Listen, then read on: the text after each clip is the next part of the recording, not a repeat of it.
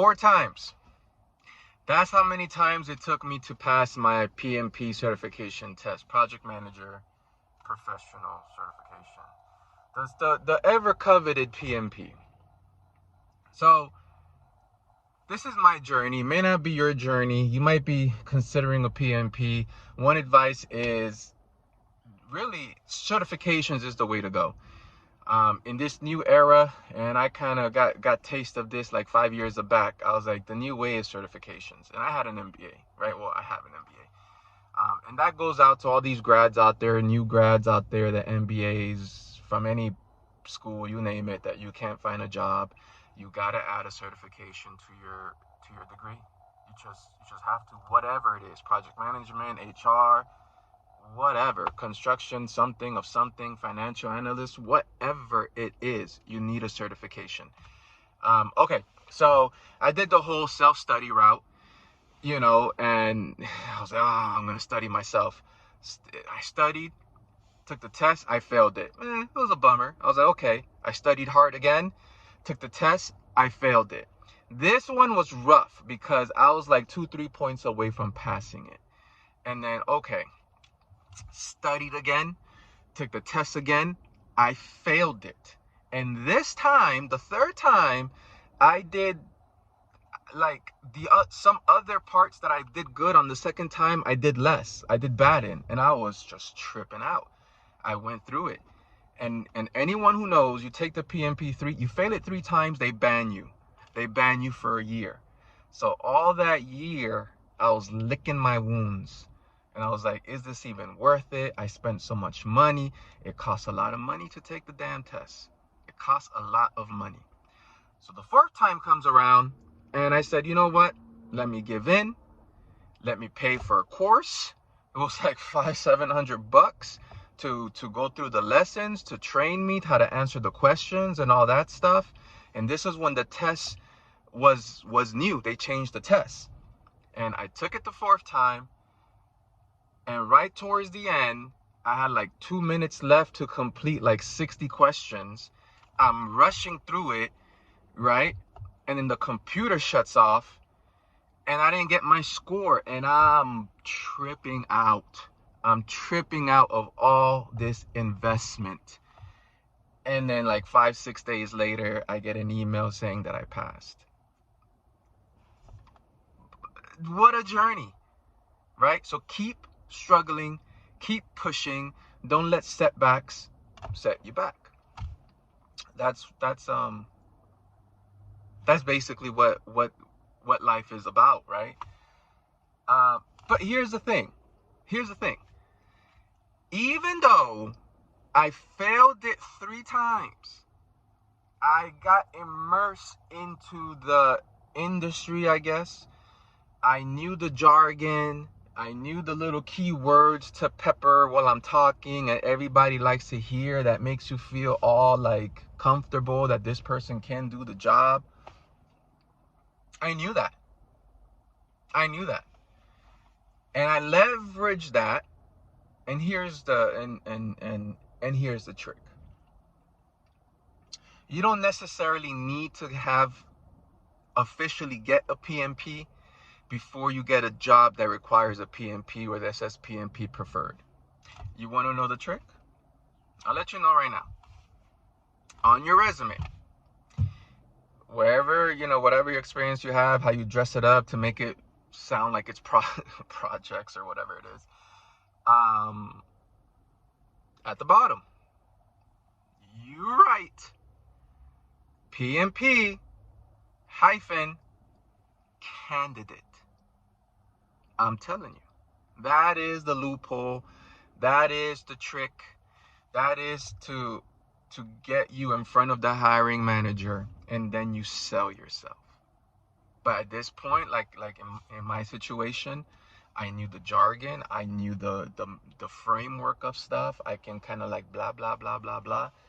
On my previous jobs, I made it like sound all project managey like, because I knew how to talk, right? I knew how to talk the talk and walk the walk as well, because I've actually delivered projects, but it was just hard getting that PMP certification because I decided to self-study. So I don't know how some folks do it. I don't know. Maybe they're good at test taking, or they grasp materials good, or they self-study for 2 weeks and pass the PMP, whatever. Good for them. I would say the majority of us self-studying is self-sabotaging. So I would recommend, if you're trying to get a PMP, to get one of those courses where they kind of go through modules with you. They teach you how to take the test, basically how to read the last sentence of the question and then eliminate some possible answers and then read the middle part, because some of these questions are fluff and they do it just to confuse you. And really and truly, when it all boils down to it, almost every scenario is you alert the stakeholder, because that's the person that's paying for the project and that's the person that can whip people into shape. I'm telling you. So is a PMP worth it? Yes. It will change your career. Now, you do not get a PMP and you stay at your current job thinking you're going to make 20% the higher salary. And I don't know what these people online tell you, like, oh, sell your new skills and learn how to quantify the this and that. That's all crap. You get your PMP and you change jobs. And that's where you see the real big jump. And after that, you change job again. And then you see even bigger jump. I mean, anyone that's considering this, do your research. Look at entry-level pay for a project manager 1, right? Standard project manager with a certification. And then you know what I'm talking about. Now here's the thing. When you get one, you realize some of your colleagues had one in the past. They never kept up with their certifications, the PDUs, what they say, because they say, oh, it's too much what PMP requires and blah, blah, blah. So sure, I can kind of see that, because I'm keeping up with my PDUs, because first of all, it was a struggle to get it. Second of all, most companies kind of say, preferred, but they want you to have one. So it opens the door to even just get to the interview. And then it's up to you. Your PMP alone is not going to get you the job. You sell yourself, right? You speak of your experience. You dress it up. You walk the walk. You talk the talk.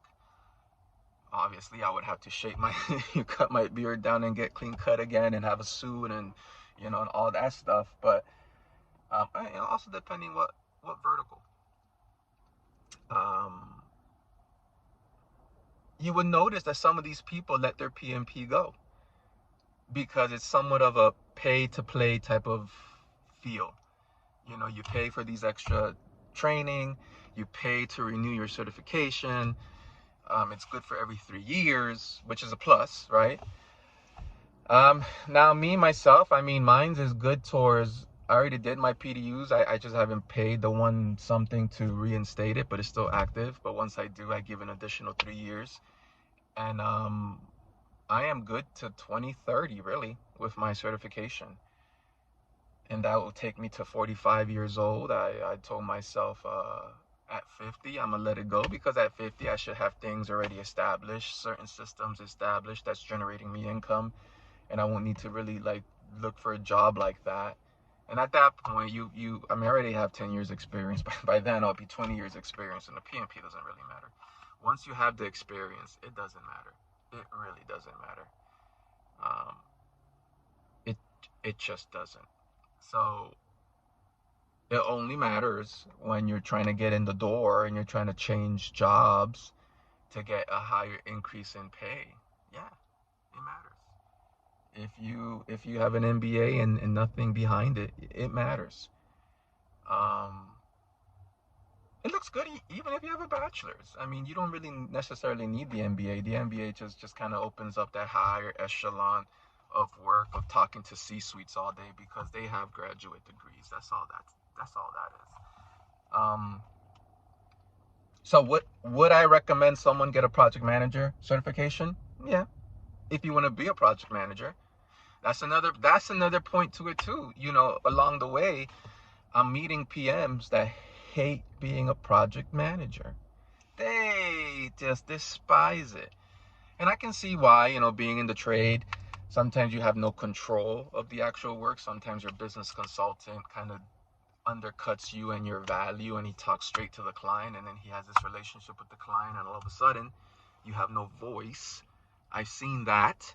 I've seen project managers get swamped with projects that they have to juggle to see what's important, and then they get admonished for letting something slip by or whatever.